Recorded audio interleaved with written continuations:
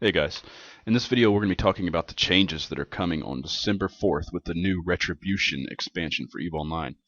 I was going to actually write this up and do like a long written article about it, but based on the size, there's just no chance that I can sit down and write for about 5 hours to try to get this thing done. So I'm just going to do a video of it and I'm going to talk about the important points. I think the first most important thing that everybody needs to know is that CCP went a little bit crazy with the amount of changes they're putting into the game in one expansion. I don't think they've ever made this many changes in one expansion. So, and that affects so many parts of the game that, I mean, there's so many different things that are changing. I'm worried, one, that there's going to be a lot of broken game mechanics, a lot of exploitable things that people are going to find with the new changes, and that it's going to cause some chaos for a while, and CCP will be spending most of their next expansion fixing all the stuff that got messed up in this expansion. I could be wrong, but there's just so much here that it just seems a little bit ambitious for me. New changes are always cool. New changes make the game more interesting and keep it from getting stale and boring. But at some point, there's so many changes here that it's going to take people a long time to really relearn the game to understand all these changes. So first of all, you got this right here. Let's see. That doesn't help. All right, we got that right there. That's the basic system they're using now for ship classes. They're going to try to put each ship into a tier. They're calling it tier-aside or something like that. But you can see here they got the combat frigates, they got the attack frigates, disruption, support, exploration, and mining now. And you already know most of these things. They've been talking about these things for a while for the frigates. Combat frigates are basically all around balanced frigates that have good defenses, good offenses. Same thing goes across for cruisers. Attack tend to be the faster frigates and cruisers that are more, their defense is more based on their speed and distance. While they still have some offensive capabilities, but usually not as much as the combat frigates. Disruption, they're going in and they're doing lots of changes. We're going to talk more about that in a minute, but they're doing a lot of changes to the E-War in the game and the disruption frigates themselves, which I think is a good thing. I think most of the changes are a good thing. I just think they're too ambitious. Let's go back here. All right. So they're going to go through here and they're going to list, this is one of the new dev blogs or whatever, and they're listing pretty much all the changes that are going to be in the new expansion. I don't think they talk about Crime Watch except for right here, and I think that that's one of the most important changes is Crime Watch in the bounty hunting system. Basically, with what's happening, I'm not 100% sure of this yet, but best I can tell, can flipping will die with the Retribution expansion. In my past articles, I wrote that there's a chance it may survive, but the more I read about Crime Watch, the more I see that can flipping pretty much has no chance of surviving in its current form, which really irritates me because can flipping was one of the easiest ways to get into PvP for very new characters. I mean, for a character that had less than 1,000,000 skill points, can flipping was a way you could go out there and you could start killing cruisers and above with just a good fitting and some good tactics. And CCP is kind of killing that, which irritates me. What's going to replace it, I think, is going to be, I don't know what the name they're going to have for it. There's going to be some name that's going to come up, and some creative random forum person is going to come up with some name for this tactic. But I think a new tactic that's going to come out with the Crime Watch is people using the suspect flag, which is a flag that if you steal from a can, it allows everyone in the game to shoot at you, but you're not shot at by gate guns, you're not shot at by Concord, Navy, NPCs. Just players have the ability to shoot at you, but should they shoot at you, you can shoot back. So maybe they'll call it suspect baiting. But basically suspect baiting will be where you purposely get a suspect flag, and then you go around and you bait people into attacking you with the intention of either having better PvP skills and a better fit than they do and effectively isolating them, or as what the more likely thing is going to be, that you're going to be in a fleet with some logistics or something that's going to come in, which is also affected by Crime Watch, because with the Crime Watch any logistics that reps you will take all your timers. So any logistics that reps you when you have suspect flag, the logistics will get the suspect flag as well for the same time, and they'll get aggro to whoever you're shooting at. But that doesn't really matter if you're sitting there in a let's say in a thorax and you're attacking a Megathron or a whatever ship, and then in comes 4 logistics cruisers or even 1 logistics cruiser, or hell, 1 logistics frigate would be enough to turn the tide of that fight. So big changes with Crime Watch. The bounty hunting system, it's going to make PvP a little bit more profitable. There's something I'm going to be actually writing about for my IS guide with bounty hunting, that there's already, unless there's some way of implementing the system that CCP hasn't told us, the way I currently see them implementing bounty hunting, it's going to be exploitable. But I'm going to save that for my IS customers. It's not really going to be an exploit. It's going to be a way that people can take advantage of the system to make ISK. I mean, it's just kind of a silly thing. It's not going to be a big way to make ISK. It's just something that will eventually be fixed, I think. I don't know. But on to the more important changes here. With the frigates, there's the Kestrel is going to be turned from a missile boat to a missile boat, so nothing new there. They're just going to give it a boost so that it's no longer kinetic only. It's going to be all damage types will get a bonus, which is good. Being limited to kinetic really limits your capabilities and makes your ship very easy to counter.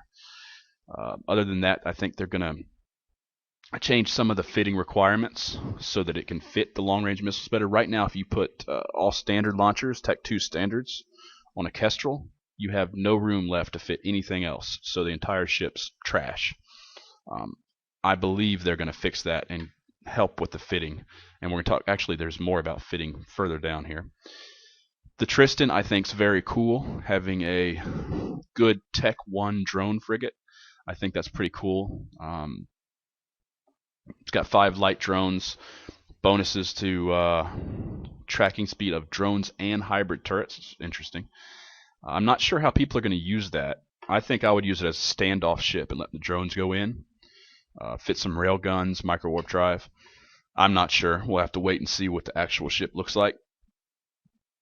The Breacher, I don't think there's a whole lot of potential there.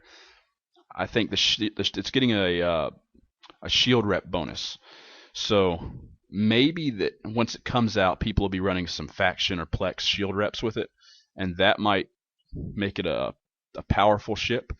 You could say ancillary shield boosters would work with that, but we'll find more about those in a minute. Those are getting nerfed. I don't know. The Breacher has potential. I'm not too optimistic, though. Let's see. The Disruption frigates. They don't talk about the attack frigates in here, do they? No, they don't. They've already talked about this. The attack frigates are basically just T1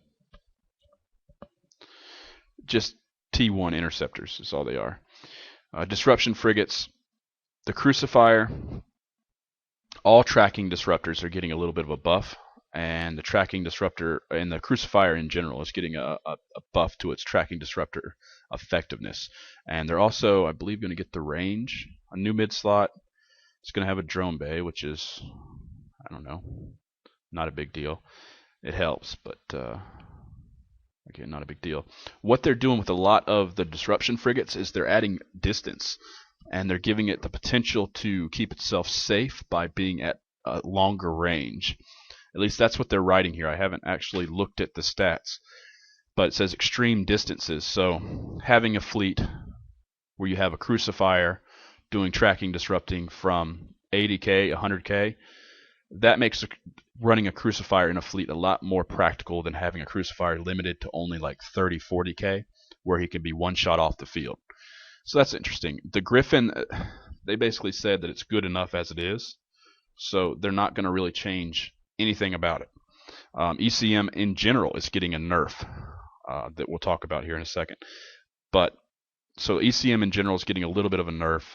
The Griffin's not getting much of a buff, so in all, it's probably going to decrease a little bit in effectiveness. But They say they're going to change the slot layout. Maybe that'll help a little. I don't know. ECM was potentially a little bit overpowered. So the nerf, a lot of people are going to be happy with the ECM nerf. A lot of people are going to hate it. Personally, I think I like the ECM nerf. I'm against anything in the game that makes solo harder. Some of the things right now that make solo flying harder in the game are being permajammed by a guy who just happens to have a Falcon alt or has a Falcon in the fleet. I mean, how can you take on a fleet solo if they have even one ECM ship? It makes it a serious pain to fight them because you have to isolate the Falcon out of the fight, which takes a lot of work. But the other thing that's really irritating me right now that CCP is not even addressing here is bonus webs right now. There's people out there running a camp, which I think is good for them because it works. But I think it messes up solo, and it's killed me twice now. And it's basically a camp where they have remote sensor boosted daredevils sitting there with they have bonus webs for velocity, so it's like 99% velocity stop you. Right, so it's got a scram and a web. Daredevil sitting on the gate. He's remote sensor boosted, so he instantly locks you. And then they have artillery sitting at range to one-shot you off the field. So basically all they have to do is web you and hold you for about 3 or 4 seconds. And then the artillery ships, the whatever they happen to be, they could be tornadoes, they could be maelstroms, Macarials, one-shot you off the field no matter what you're in. Pretty much. So I was in a Dramiel, and that camp right there that I just described was able to kill my Dramiel before it got back to the gate. I think that's broken. The game should not operate that way, but as long as it does operate that way, I mean, I'm not going to be upset at people for using the game mechanics that are in the game. However, I think CCP needs to fix that, because if a Dramiel can't get through a gate camp of about 5 people, then there's really no sense. I mean, what's the whole point of it? The Dramiel's, it's got a low sig, it's super fast, it should be able to run back to the gate in time to get out. But when it's insta-locked, webbed, and scrammed, there's really no hope for the Dramiel to escape that kind of a camp. But moving on, enough of a rant. The Maulus is getting the same kind of bonus as the Crucifier. Remote sensor damps, more range, vigil, long range target painting. I don't know, it's going to have its uses. I'm not too excited about it. And here we have logistics frigates, which I think's cool. Logistics frigates that's going to change frigate warfare in a big way.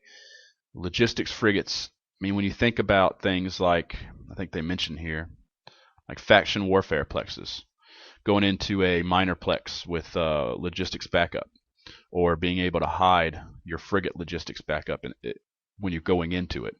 There's lots of interesting tactics that could be developed. Having, for example, cloaked logistics frigates sitting there already in the plex, and then baiting a fight, and then they uncloak. They've got their cloaking delay of whatever it is, 10 seconds or whatever.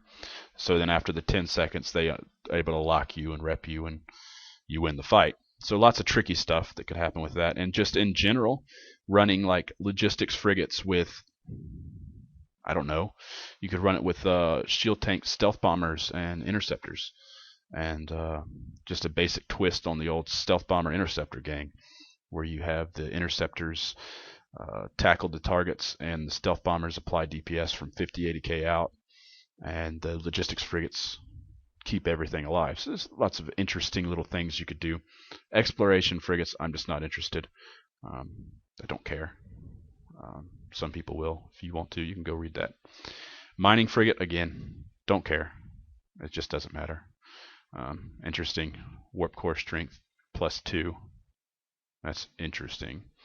That means you can't even tackle that thing with a scram. So you're going to have to have at least 2 ships. That's going to be irritating. +2 warp core strength. All right, with the destroyers, CCP is also changing destroyers. The most important destroyer, the Thrasher, no changes. But the Coercer has long been one of the best destroyers that was worthless because it only had one mid slot.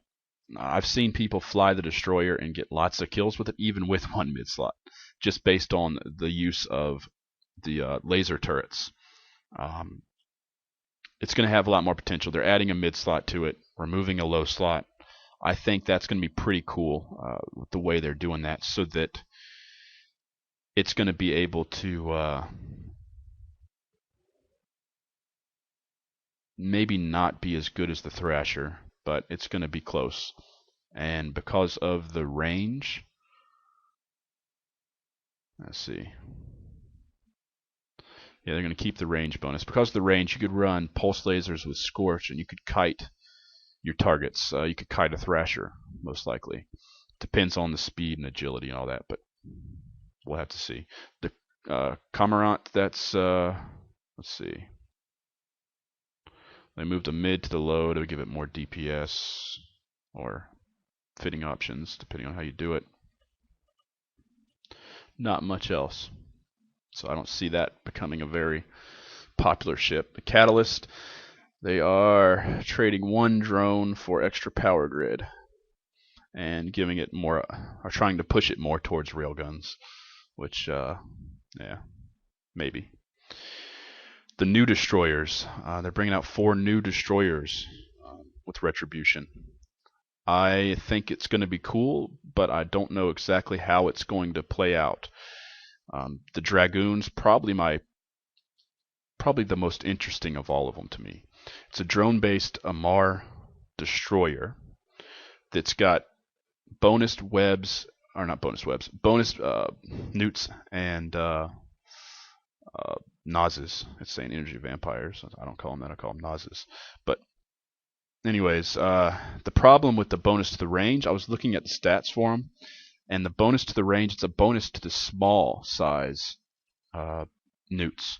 So if you go in thinking this is going to be like a curse in the package of a destroyer, you're actually wrong, because even with level 5 destroyer skill, I think you're limited to your range of like 12k on your Nas or your newt. With faction or plex, you might be able to get that out to 15k.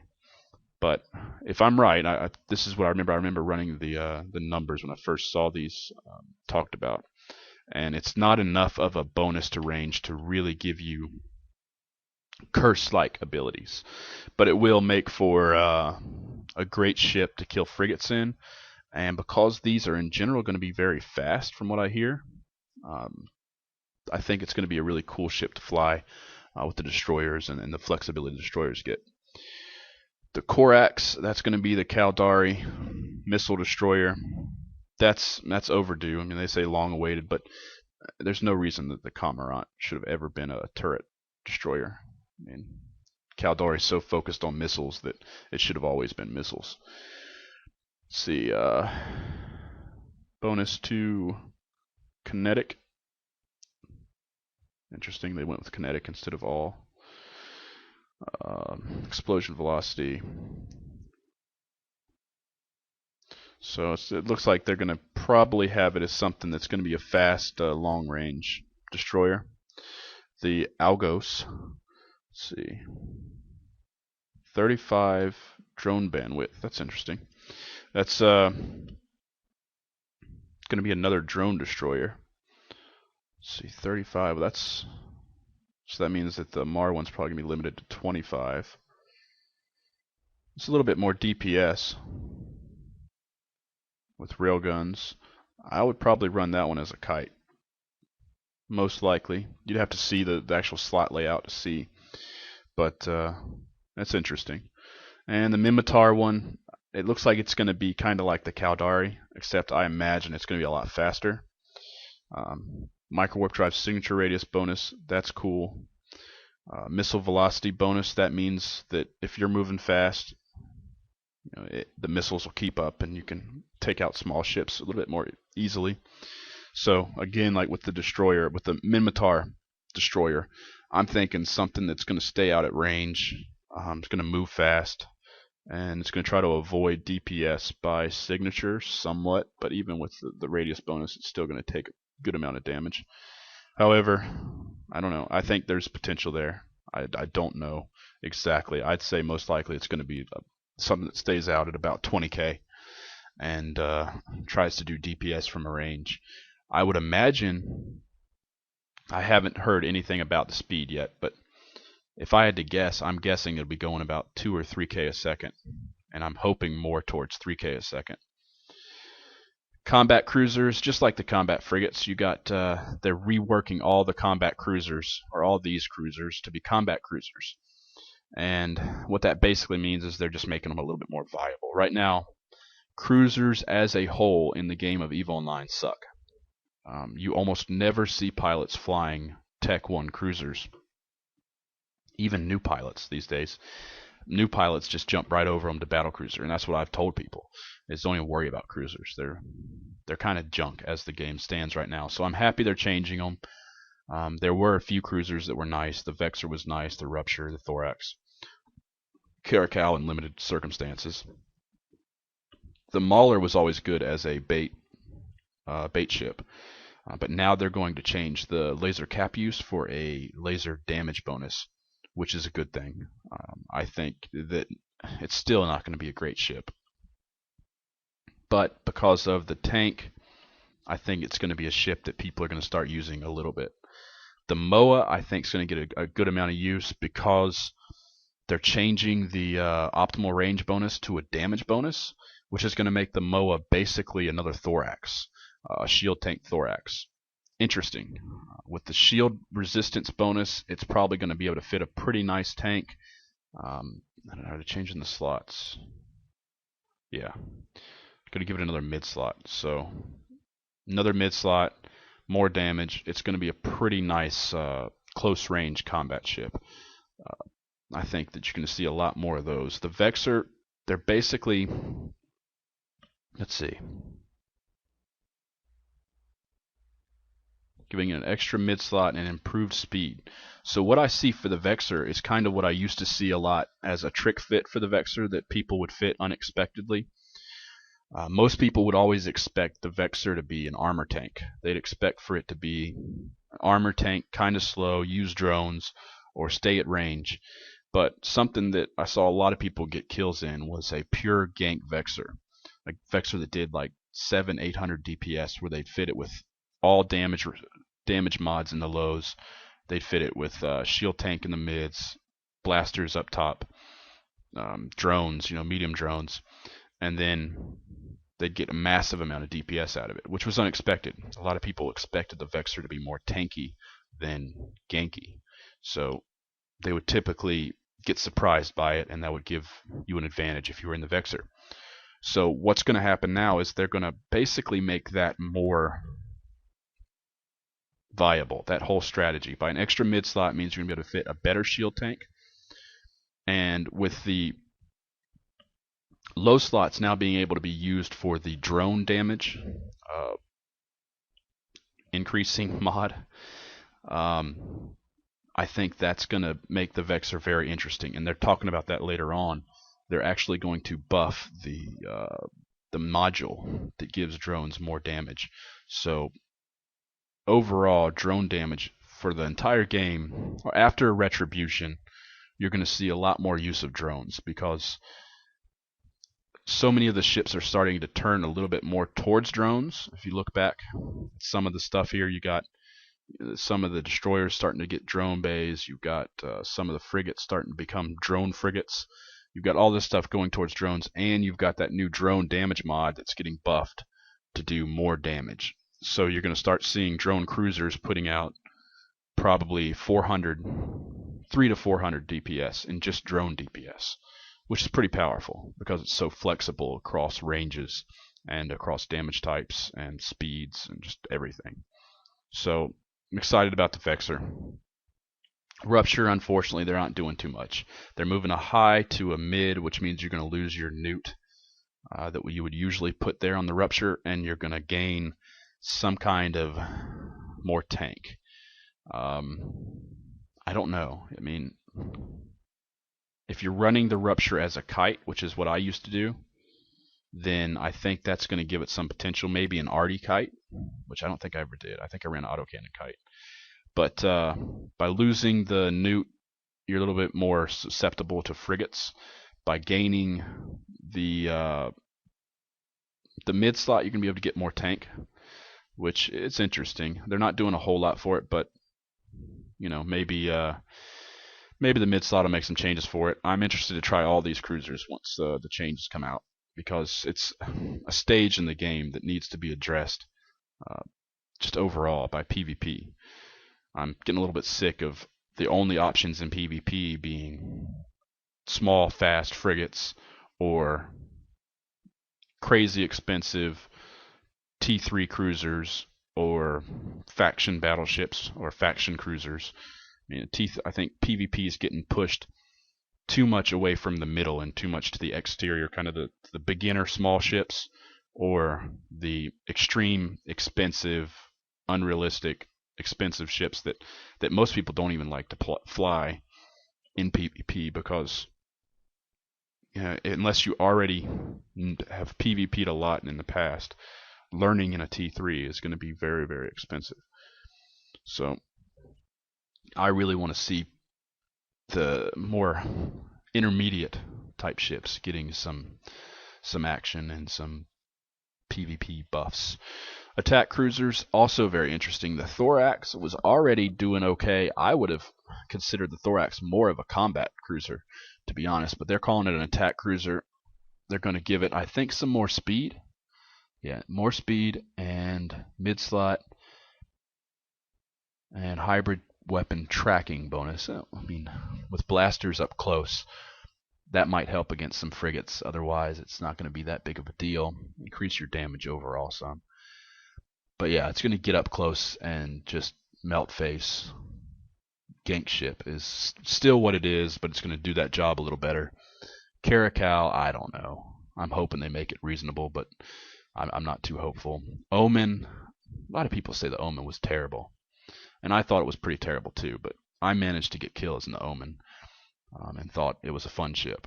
I actually would take an Omen over a Caracal for solo PvP, but unless I was killing frigates with my anti-frig Caracal. The Omen's going to get some, let's see,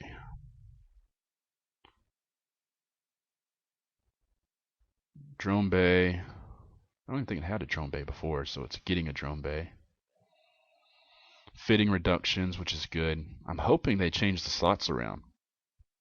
So I think it only had 3 mid slots, and if you're trying to run it as a fast ship, you would throw some kind of shield tank in there, and it was limited to just one like large shield extender, which didn't do much for you. The most exciting of all these is obviously the Stabber. Before the nano nerf, the Stabber was basically a Tech 1 Vagabond. This was back when I was just starting in the game, and the Stabber, it was kind of considered you would go Rifter as a Mimitar pilot. You would go Rifter, Thrasher, Stabber, Vagabond, and that was kind of your PvP route as a Mimitar pilot. And the Vagabond was the king of the hill for solo PvP or small gang for a while there.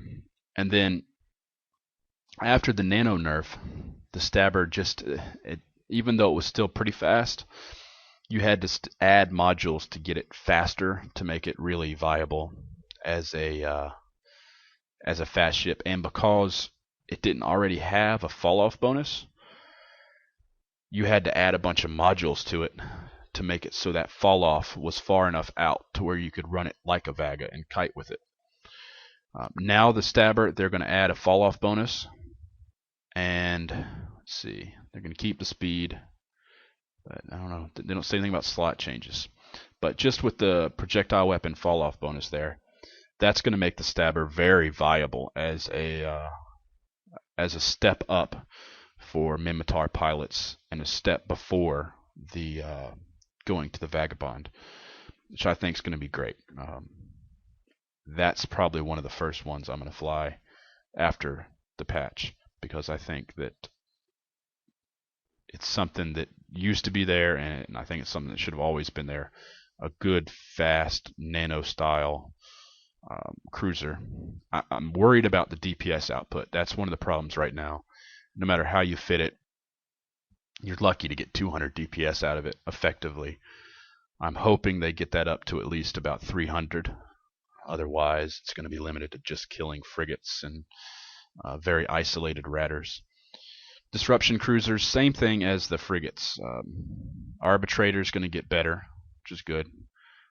Let's see, what are they changing? Better tracking disruptor, extra mid slot,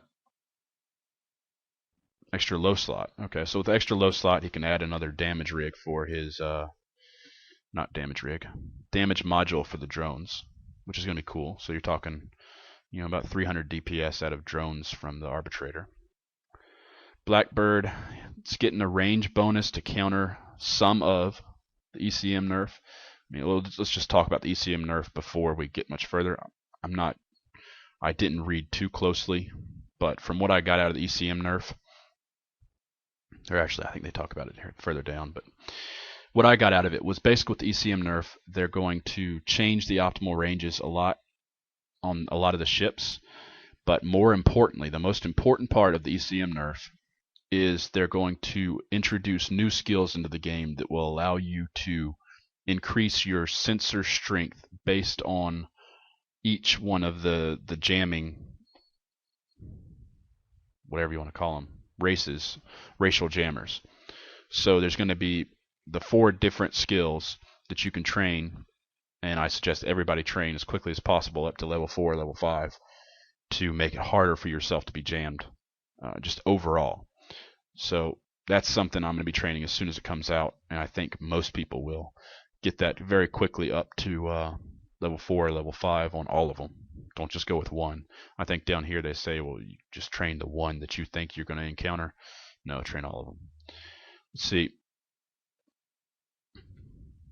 Support cruisers, they're doing the same thing. They're going to change the current logistics cruisers and make them a little bit better, a little bit more viable. No one's used them really in the past, except for PvE, really. You haven't seen many Tech 1 logistics cruisers in fleets.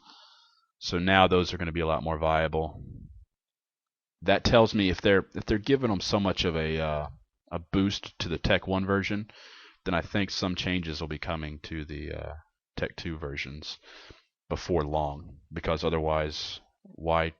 What's the difference? What's the reason for the cost? I mean, even if it is a performance issue, a 20 million is Tech 1 logistics fleet, or logistics cruiser fleet, where you have, say, 4 of them. They cost a total of 80 mil, and they're 80% as good as the Tech 2 that are over 100 mil or 150, whatever they are now. It just won't make a lot of sense for a lot of fleets to run the Tech 2 unless they just don't care. But as far as efficiencies go, and a lot of people do care about efficiency, it's going to make sense to start running with a lot more of these.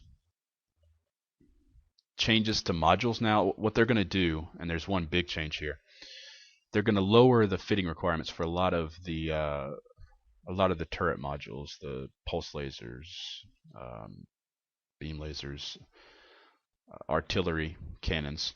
The big thing that's irritating me is they're going to drop the power grid on the Hurricane. But I mean, by dropping the power grid by that much on the Hurricane, they're pretty much making the Articane a lot less viable.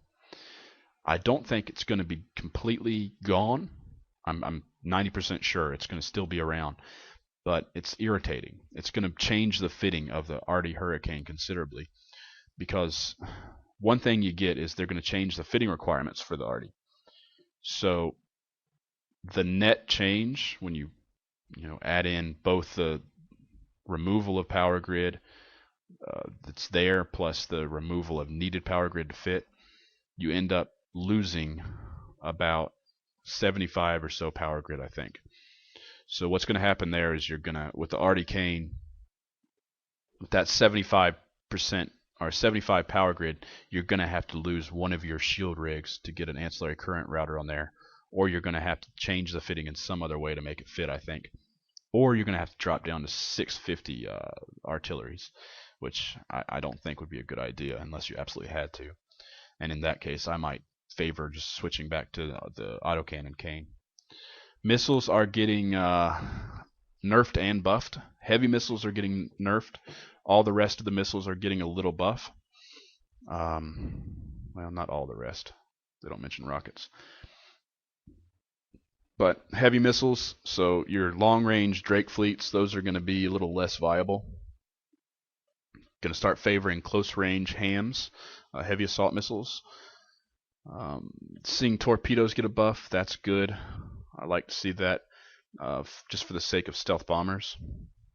But all in all, I don't know. It's going to affect Drakes a lot. I mean, the Drake's just, it's iconic for being a heavy missile boat. So forcing that into a new role, either people are going to keep the nerfed heavies, or they're going to switch to heavy assaults, or they're going to abandon the Drake altogether. I don't know. I don't think they'll abandon the Drake altogether. Electronic warfare, new set of skills, sensor strength. So, yeah, we already talked about that. Remote repair modules, a little bit of fitting changes. New modules that it got the let's see, yeah, they're adding the micro warp jump drive and the salvage drone. Salvage drone for the mission runners, I think that's pretty cool. That's going to allow you to be a lot more profitable in your missions, because so many people run their missions like level 4s. They'll blitz them and they just go through the mission as fast as possible. If you've got all the aggro, there's no sense just sitting there, and I mean, there's no reason not to put out salvage drones once you have all the aggro. Say you're in a perma-tanked Raven or something. Put out some salvage drones, and you can make a little bit more ISK from your missions. I imagine a lot of people are going to be losing these, but as long as you're careful about aggro, you'll be able to keep them for the most part. The micro jump drive, I believe that's only going to be fittable to battleships. I'm not positive about that. But it's a very interesting change tactically, and I think it's going to be one of the modules that's going to get used. This spectrum breaker thing that down here, I haven't even seen that in the game yet, so I don't think anybody's using that.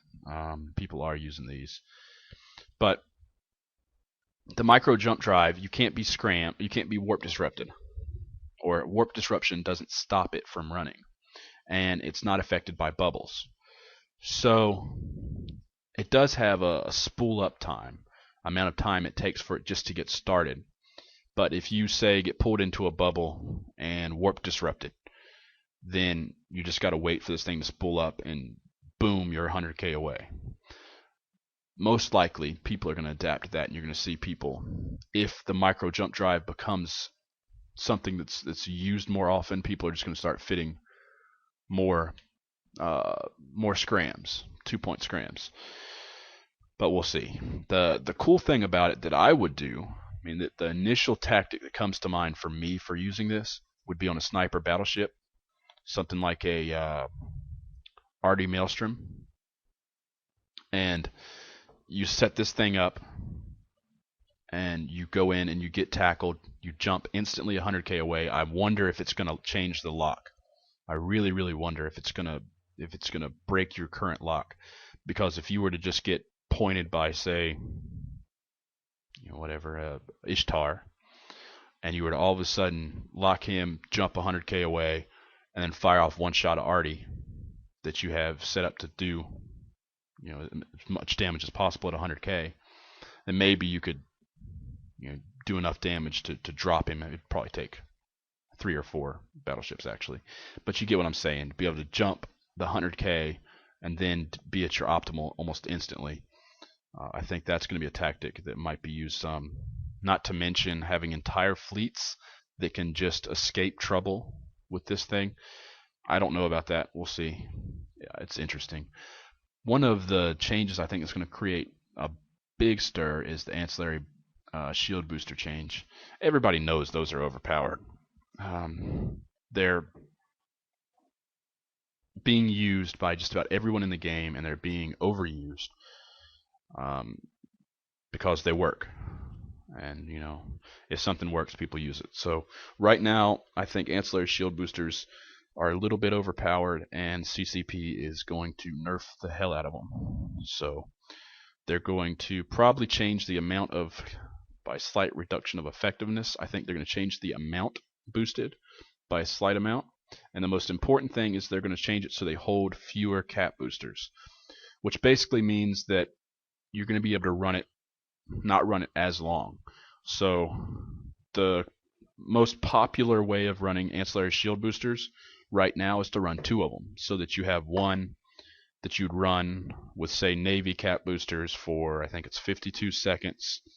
Then you'd start the other and run that one for 52 seconds while the first one takes its 1 minute to reload, leaving you with about an 8-second gap between reloads of your ancillary shield boosters, and giving you a very large tank that you couldn't achieve with the same amount of slots with traditional shield boosters. So I think it's going to be a pretty huge nerf, I think, to the ancillary shield boosters, but we'll see how huge it is, and how much it changes people's use. Will people stop using them? I don't think so, but I do think that it's going to discourage the overuse of them, which you're seeing right now. And finally, there is the drone damage amplifier that I was talking about before. It's going to get a larger bonus, and it's going to use less CPU, which means that you're going to see them more, and that drone damage is going to become a bigger part of the game. Let's see, what's this? Officer drone modules. Yeah, so even more there. I don't know how much those are going to get used. If the officer drone modules affected fighters and stuff, those would be crazy valuable. Anyway, so you've got more drone DPS coming, and lots of new ships. It's going to take forever to go through these ships and kind of see what's what, and what's going to be the new popular ships and what's not, and what's going to be broken and what's not. It's going to take a long time to get through all that. As far as ISK goes, usually when there's a new expansion, I tell people what to buy to make ISK before the expansion comes. People have been working this and buying stuff for a long time because CCB's been telling people what's been coming for so long. Personally, if I had to go right now and invest in some of these ships that I think are going to go up in value, let's see. I would probably consider something like the Crucifier, maybe. Logistics frigates, of course. I've already told people to buy those. Those are going to have a big spike in value when they're first released because everybody's going to want to try them at least. It's just such an interesting thing. I don't care about the Venture. Yeah, whatever. Destroyers. If you're going to buy any of them, Courser is probably the one to buy, followed by the Catalyst. Still, I don't think it's going to be a huge price change when it comes out. For the combat cruisers, Vexor and Moa, maybe the Rupture, definitely the Stabber. I think all the Mimitar pilots are going to rush to try the Stabber. Thorax is going to be even better. It's going to do well. For these, Arbitrator somewhat. A lot of people want to fly the Arbitrator for PvP. I've just never been able to really make it happen. Maybe now this will do it. Support cruisers, yeah. I think those will do pretty good. So in general, just about everything's going to have some price increase, but because there's so many changes, there's a very big space for all that money to flow into. So I'm not expecting huge changes. Had it been just like one ship changing or one class of ships changing, you'd see a much bigger price increase after the patch. Because there's so many of them, it's going to be pretty small. I don't think there's too much stuff for people to rush out and try to go buy. No one's going to go out and buy everything. They're going to go pick what's most interesting to them. Personally, I'm going to go out and I'm going to buy probably 5 or 10 Stabbers. I'm going to buy several different ones of these destroyers. I can fly all of them. So I think I'd go definitely with the Mimitar and maybe the Galante or the Amar. It looks like the Galante is actually better than the Amar one. Amar would be up close. Mimitar looks like you have the option to be up close or at range. But I'll have to look at them and see what their exact fittings are and their slot layouts. That's it for this video blog, I guess is what you would call it. It's really just me being too lazy to type all this stuff out. So I hope that helps you to understand what's coming and be ready for it and to quickly adapt, which is what I'm really going to try to do, is to try to just adapt to all these changes quickly, because whoever finds the most powerful parts of it, the parts of it that are a little overpowered or that just work well, are the ones who are going to benefit the most out of it for PvP, because they're going to be able to use the ship before everybody knows that that ship is a really good PvP ship. It's just like what you saw with the T3 battle cruisers. When they first came out, people were uncertain about their capabilities. People were uncertain about how good they were. So when they first came out, you saw a huge amount of kills. If you were to go out with a PvP tier 3 battle cruiser, it was really easy to get kills at first when they first came out, because people underestimated them, didn't really understand them. Now if you take one out, it's considerably harder to get kills, and people adapt to you, and they're less likely to expose or make themselves vulnerable to your tier 3 battlecruiser. And the same thing is going to happen here. At first, you're going to see some of these destroyers just kicking butt. You're going to see some of the cruisers doing really well. But then, as it goes on, weeks, months later, people are going to adapt, and it's going to get harder to get kills with that fit. So, it's good to adapt quickly.